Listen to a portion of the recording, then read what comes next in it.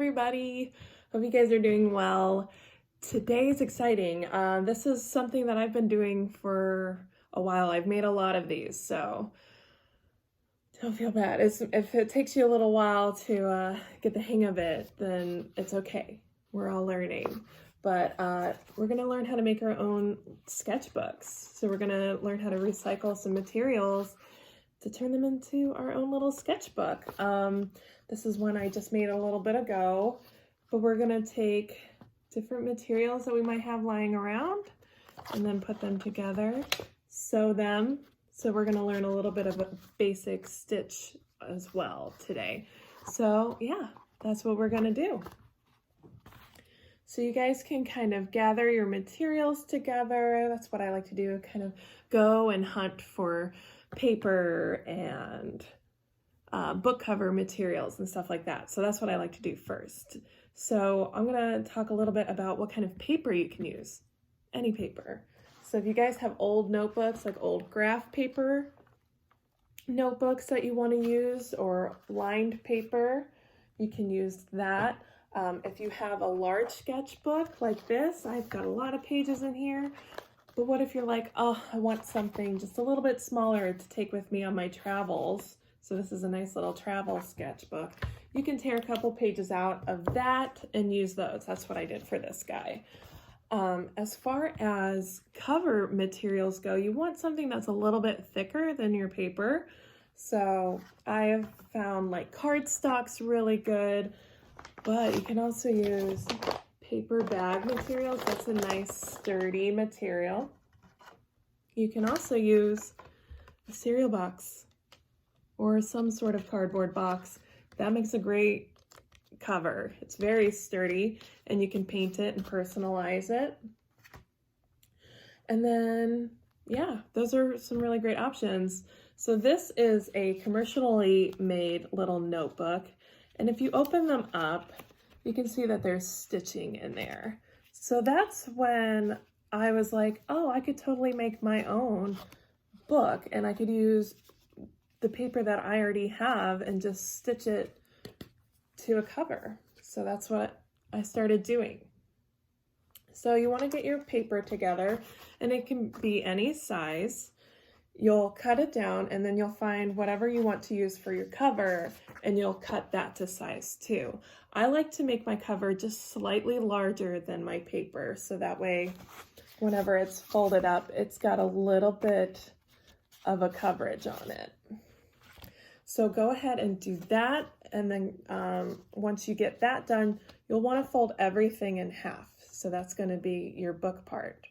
And then once you fold everything in half on your paper, you're gonna measure out how far you want your stitch to be. So on these commercially made ones, the stitches are very, very close together. On mine, I like to do a 1/2 inch. I think that's a nice seam. If you're a beginner sewer, you might want to do a little bit larger, but you'll just mark that out. And then you will take a big sewing needle. Okay, I've got these nice, they're yarn needles, so they have a larger eyelet here, opening here, and they're a little bit thicker.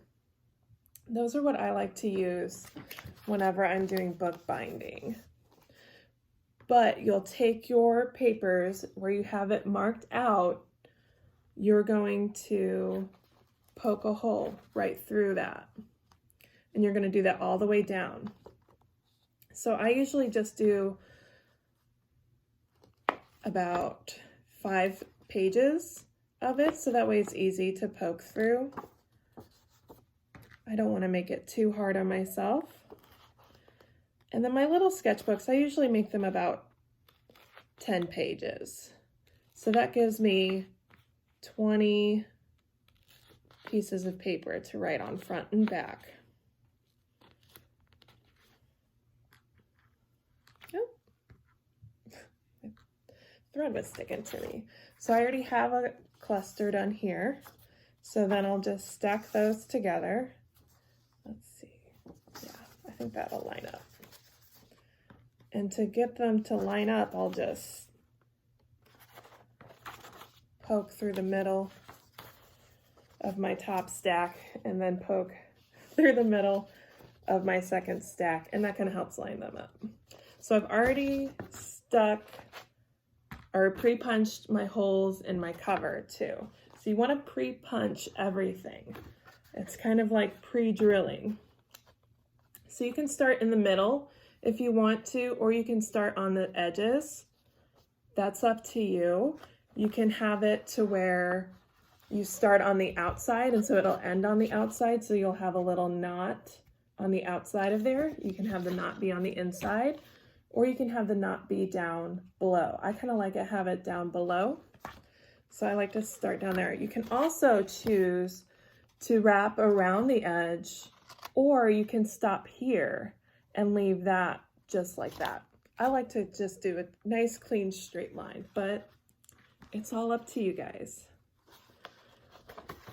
So I'm gonna line all my papers up, get them all straightened out. Let's see. So I am using embroidery floss. So it's about 6 strands of thread that are kind of twisted together. So it's nice and sturdy. On this guy, I used this twine, and that was a little bit thicker. It's like a yarn. That was a little bit thicker and a little bit harder to pull it through. So for that, I like to have a little pair of pliers handy to just help me wiggle that through. But for all you little hands out there, the embroidery floss is the way to go. If all you have is just single thread yarn, you can do strips of 6 of that and then sew that through just to keep it really sturdy. And then you just start sewing. So you stick your needle in there and you pull it through, and you want to leave a tail, and you want your thread, whenever you cut it, you want it to measure to where it can go across it and then back around and then some. And then I like to add maybe another 2 inches to that just to make sure that I have enough. And it can be a bold color, or you can have the color blend in like this. That's all up to you guys. So you're gonna weave your thread in and out. This first one is gonna be a little bit kind of crazier. But once you start to get it bound together, it'll get a little bit easier. Oops.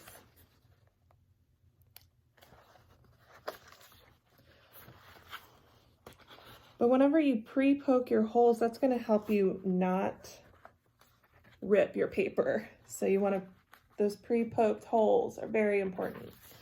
Now you can do it the way that I had done it, or you can fold up some blankets and then poke straight through. That's all up to you guys, whatever you guys feel most comfortable with.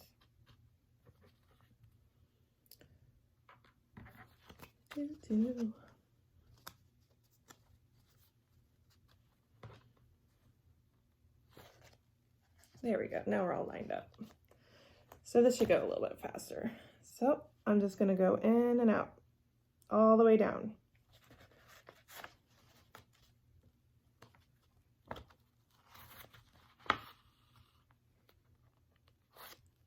I often like to use my table too to help me push my needle through.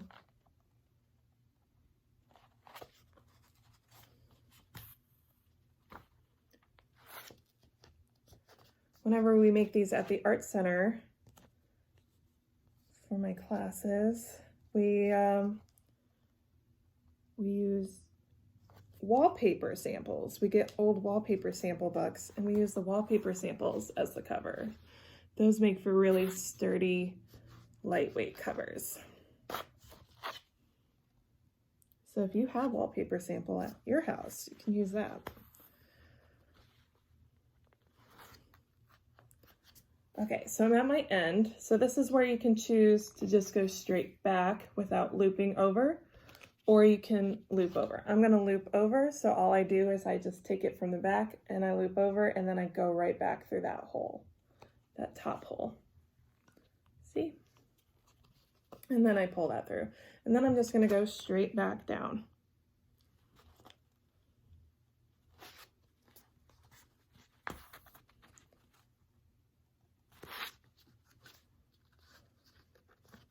So yeah, these make for really great sketchbooks. You can start writing your own stories, and you can have your own little storybook. Oh, I want to see those. If you guys make one of those, please share them. I want to read your guys' stories. You can use them for travel journals. So if you're going on a trip, you can make a notebook just for that. If you want to make your notebooks for school, that would be really cool.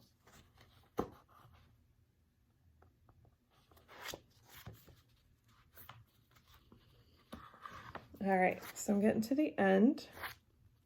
So all I'm gonna do once I get down there, I'm gonna do that loop again.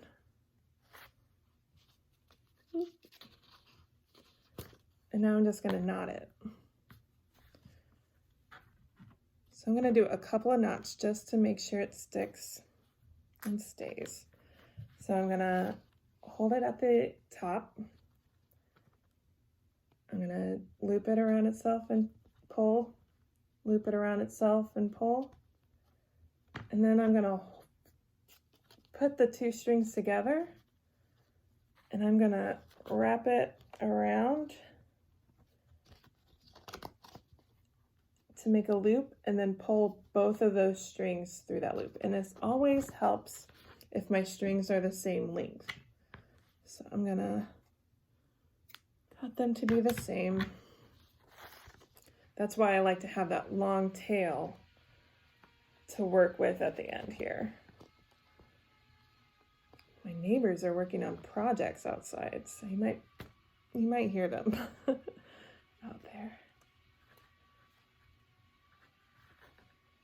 All right, so that's knotted there. That's not going to come out. And if you want to cut the tail a little bit shorter there, you can do that.